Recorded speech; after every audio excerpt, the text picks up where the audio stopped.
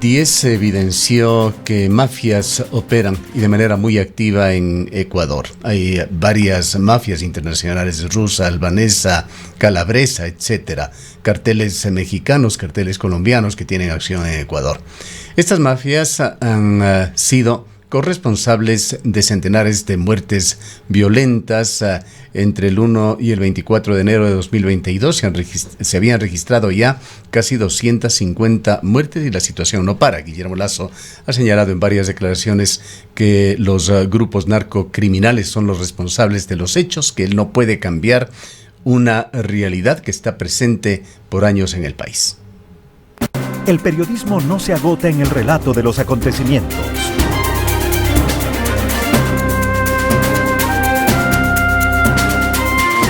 Lo profundizamos en una entrevista en vivo. Las 8:43. Saludamos al sociólogo Daniel Pontón. Él es psicólogo, experto en temas de seguridad, profesor universitario. Sigue, sociólogo Pontón, una descontrolada ola delincuencial y de violencia. Mientras se investigaban los macabros asesinatos en Durán, otra acción delincuencial extrema se dio en la provincia del Oro, en los exteriores del puerto marítimo de Machala. Fue hallada la noche del martes una cabeza y las manos de una persona decapitada. Usted hace algún tiempo en entrevista con este medio de comunicación, refiriéndose a otros hechos, señaló que se estaban dando acciones terroristas en Ecuador por parte de las mafias. ¿Cuál es su lectura de los últimos hechos? Bueno, un saludo a todos, un placer. Sí, bueno, es un tema que ya he venido repitiendo. Creo que es una escalada de la violencia y la criminalidad, que usted mismo lo señala, producto de varios factores que han incidido enormemente en la problemática, donde básicamente el principal detonante tiene que ver con que no existen actualmente políticas públicas articuladas que respondan a resolver los problemas más acuciantes que tiene el país en materia de violencia, sobre todo. Y me refiero específicamente al tema de la criminalidad, ¿no? Las muertes violentas, sobre todo en la zona 8, y que parece no tener fin, ¿no? Eso realmente es lo que más preocupa, porque lo escuchaba el presidente y algunas autoridades decir que no hay cómo hacer nada. Bueno, según el mismo relato presidencial, esperaríamos que este escenario se va a complejizar. Quién sabe hasta dónde y quién sabe si ya estamos en una situación demasiado tardía para tomar acciones que nos permitan no tener a futuros hechos mucho más lamentables y situaciones mucho más complejas, como por ejemplo que ya el Ecuador no tenga capacidad de controlar sus mismos territorios en ciertas zonas del país, que es prácticamente lo que hemos vivido en la región y en otros países, donde básicamente las mafias se han tomado el territorio y básicamente dominan, ¿no? Y con una complacencia y una impotencia del Estado en no poder revertir esa situación. Eso es lo que más se teme. Creo que no estemos en esa situación, lastimosamente. Hechos que están viviendo y los discursos que hemos tenido ahorita es un poco, nos hace presagiar que estamos en un escenario muy adverso, ¿no? Hace aproximadamente un par de meses trascendió, sociólogo Pontón, amenazas que a través de panfletos que fueron físicos, también electrónicos, supuestos dirigentes de mafias anunciaban estas intenciones de escalar la violencia en Ecuador con estos shows que tienen mucho de mediáticos y que tratan de realmente aterrorizar a la población. Se está pasando a este otro nivel en Ecuador. Me parece que tiene algún tipo de relación esto con las cárceles. Habría que ver si que realmente eso es así, pero yo creo que sí. Lastimosamente el tema de las calles es muy distinto en el mundo carcelario. Por la dinámica de la calle es muy distinta, las estrategias son distintas, y si no hemos podido tener todavía un control pleno de las cárceles y ha costado tanto, mucho más va a ser las calles, ¿no? Eso es lo que más preocupa a la gente. Pero no obstante, yo creo que siempre es necesario empezar, ¿no? Y para eso necesitamos tener claras a dónde se quiere apuntar, ¿no? Por ejemplo, el tema de la impunidad es algo que realmente me preocupa muchísimo. Ayer salieron algunos reportajes, bueno, yo lo he venido diciendo mucho tiempo atrás, pero donde las muertes, cerca del 13% de las muertes violentas en Guayaquil, en la zona 8, se resuelven, ¿no? Y en general el promedio nacional es bastante bajo a otros años, y eso es preocupante porque básicamente el factor principal de control de este tema tiene que ver con una adecuada capacidad del Estado de sancionar este tipo de conductas. y luchar contra la impunidad. Eso ha apalancado otro tipo de actividades, como por ejemplo el tema del control de armas, el tema de las políticas de convivencia, en fin, una serie de medidas que un poco necesitamos capacidades y por otro lado también niveles adecuados de coordinación en el territorio. Y eso es lo que yo creo que no vemos que hay un traslape de funciones, de poca claridad en las funciones. Tenemos un gobernador que habla que va a iluminar las calles cuando es una competencia de los municipios, etcétera, etcétera. Y eso es lo que realmente genera preocupación en la gente, ¿no? El SNAI a inicios de esta semana dio algunos informes, se había mantenido mucho en reserva estos temas. Hablaron de las cifras en las cárceles, aproximadamente 35,000 presos en Ecuador, la intención de disminuir los niveles de saturación de las cárceles y algunas medidas que se proponían. ¿Qué conclusiones saca usted de lo que propone el SNAI para intentar resolver esta crisis carcelaria? Bueno, el Estado es una institución demasiado incierta, ¿no? El proceso de habilitamiento creo que ha pasado mucha factura al Estado ecuatoriano y creo que todas las acciones que se deben ocurrir es al fortalecimiento del SNAI, la institución. Y yo no sé si el SNAI, sino yo creo que eso debe tener una naturaleza ministerial, ¿no? Empezamos por eso. El plan obviamente debe estar vinculado a una capacidad de recuperar el Estado del control de las cárceles. No sé si que lo que se pretende actualmente alcance, porque, por ejemplo, el tema de la penitenciaría, todos saben, y por los mismos relatos, es que hay una tensa paz, y eso realmente podría inclusionar cualquier rato un nivel de violencia mayor. Personalmente yo creo que el problema, sobre todo en lo que es Guayas, el problema tiene que ver mucho con la infraestructura de la penitenciaría, y yo no creo que no hay políticas que apunten a establecer un nuevo modelo penitenciario, que es realmente lo que se requiere para atender este tema.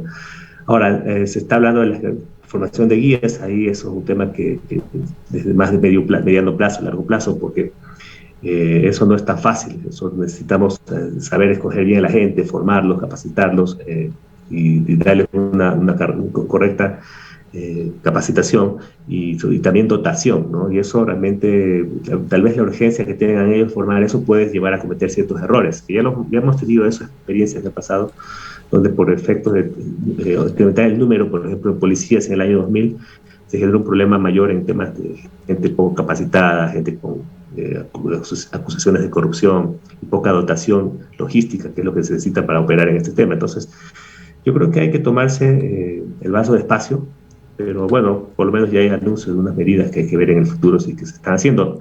Y obviamente eso requiere recursos, habrá que ver también, transparentar cuánta plata se está invirtiendo en las cárceles, ¿no? ¿Qué opinión tiene usted sobre lo que ha hecho, lo que viene haciendo, lo que pretende hacer el Comité de Pacificación que ha señalado? Tiene como propósito, como uno de sus principales propósitos, humanizar las cárceles. Bueno, el comité no va a hacer la humanización, el comité lo va a hacer lo que básicamente es un diálogo para que la violencia baje bajo un criterio donde se va a establecer ciertos canales de diálogo para saber cuáles son los principales detonantes de los conflictos carcelarios, y eso obviamente debe ser trasladado en política pública, ¿no? Por ejemplo, la Nación Ciudad de Cubelo habla de problemas estructurales de la cárcel, todo el mundo sabe que existen, pero si eso no se refiere por parte del Estado en acciones concretas de política pública, muy poco se va a lograr. Entonces yo creo que el problema de que este comité de pacificación ha logrado ciertos mecanismos de pacificar, porque no se ha visto eventos de violencia mayores, también un poco por la acción de la fuerza pública, que tiene ahorita un contingente enorme de personal ahí en las cárceles para reaccionar ante cualquier evento. Pero démosle cierto crédito, ¿no? Lo ha logrado pacificar, pero esto un poco va a estar siempre a expensas de que cualquier rato esto puede detonar porque no se han cumplido ciertas promesas. Lo peor que puede el Estado es no cumplir promesas, ¿no? Más allá que este comité no tenga el aval del Estado, porque el Estado nunca quiso participar directamente, sí tiene como no tiene la presencia física del Estado, pero sí tienen el aval del Estado. Y esto de alguna otra forma tiene que realizarse en promesas que deben ser cumplidas, ¿no? El gran problema de los acuerdos de paz es cuando no se cumplen los acuerdos que se llegan, y eso es por ejemplo, en Colombia ese ha sido uno de los problemas del fracaso del acuerdo de paz en su territorio, ¿no? Este contacto de la SNAI con los medios de comunicación se realizó en Quito se lo hizo sin cámaras, sin grabadoras, se permitió solamente preguntas escritas en papeles que eran trasladadas a las autoridades. La respuesta de los periodistas allí presentes fue quejarse justamente por la falta de acceso a la información. Hermetismo excesivo, desconocimiento en general de lo que sucede dentro de los centros penitenciarios. Esta percepción de los periodistas la comparten también expertos como usted, que siguen de cerca estos temas de seguridad. Sí, presenta un hermetismo, ¿no? Un poco se ha logrado meter una lógica de ser un búnker, un poco, o una institución que está a la defensiva. El punto, han vivido años muy malos, también hay que entenderlos desde el punto de vista humano, ¿no? Y eso también ha logrado tener cierta reacción adversa hacia la opinión pública. Realmente ha habido una avalancha de gente que ha criticado la acción de ellos, pero eso es una justificación para que ellos se aíslen y un poco busquen limitar la información en función de lo que son los intereses, porque a poco lo van a lograr. Mañana las cárceles van a detonar quizás en un evento peor, y ocultar el sol con un dedo no es realmente un contraproducente. Me parece que más bien son visiones muy de corto plazo que no apuntan a solucionar los verdaderos problemas, y el ocultamiento de la información, el ocultamiento, la parcialización de la información en el flujo de la información, creo que no es una medida que apunte a generar un adecuado ambiente de trabajo en general en la sociedad, digamos, en las cárceles y con relación con la sociedad, porque al final de cuentas es un servicio público que la sociedad tiene derecho a saber qué está pasando, ¿no? Porque son vidas humanas que están ahí. Por más que estén cumpliendo sentencia, necesitamos supervisar cuál es la acción del Estado frente a eso para que cumplan los derechos que están establecidos en la Constitución y las leyes, ¿no? Algo preocupante y evidente, sociólogo Pontón, es de que el narcotráfico ha crecido de una forma absolutamente desmesurada en Ecuador. Este último alijo que el gobierno había capturado, las autoridades habían logrado detener, de 7 toneladas, da cuenta de las cantidades de droga que están pasando o enviándose a otros países del mundo desde Ecuador. Todo esto nos hace pensar en el futuro, en las posibilidades del gobierno de realmente controlar este problema con las poderosas mafias. ¿Cómo mira usted en el horizonte el futuro de esta situación? ¿Eventualmente Ecuador podrá superar estos gravísimos problemas en la seguridad y también en la crisis carcelaria? Bueno, se espera que el problema del narcotráfico con las incautaciones sean al final un mecanismo disuasorio, de que el Ecuador sea un sitio de paso, de acopio, ¿no? Para la droga. O sea, si esas acciones no derivan en atenuar esa carga, yo creo que la guerra es infructuosa. Habría que buscar otro tipo de estrategias. Porque justamente a una mayor incautación quiere decir que hay mayor flujo de drogas, pero si usted incauta más, obviamente usted desestimula que estas mafias operen a través del Ecuador. Quizá extraer otro lugar, pero que no operen en el país. Pero tener cada año niveles crecientes de incautaciones no es una buena señal. Por un lado, es buena señal que realmente ven el Ecuador como un sitio todavía vulnerable, ¿sí? Y que por lo tanto, independientemente de que haya más incautaciones, el problema es que, como sea sitio vulnerable, sigue metiendo droga, porque al final un gran contingente se va y ¿sí? termina siendo rentable el negocio. Tal vez esa forma de operar es lo que está operando, está en la mentalidad de los criminales, ¿no? Que hacen que aumente el volumen de incautación para así aumentar el flujo de cocaína al interior, que realmente es algo que ha venido creciendo en los últimos años.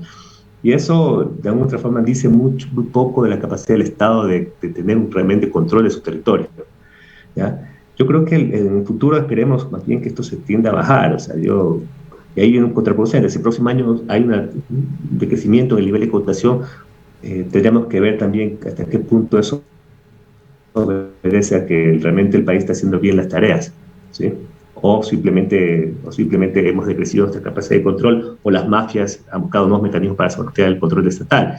O sea, siempre habrá este tipo de dudas, pero que realmente el narcotráfico ha crecido, y lastimosamente el Estado no ha tenido capacidad de generar mecanismos disuasivos para evitar que este tipo de flujo de cocaína pase por el país, ¿no? Bien, queremos agradecerle por su presencia, sociólogo Pontón. Muchas gracias. El sociólogo Daniel Pontón es experto en temas de seguridad, profesor universitario. Nos vamos con otro tema. Sigue comentándose insistentemente en Cuenca los errores cometidos por la administración actual. Un cambio de imagen en el logo, la imagen oficial del municipio de Cuenca ha generado polémica y malestar, así como un proyecto que debe aún muchas respuestas a los cuencanos, el proyecto de instalar nuevos radares y cámaras con más de 40 puntos de control en esta urbe. Sebastián Ceballos, activista, se pertenece a Unidad Popular, señala que solicitará a la Contraloría General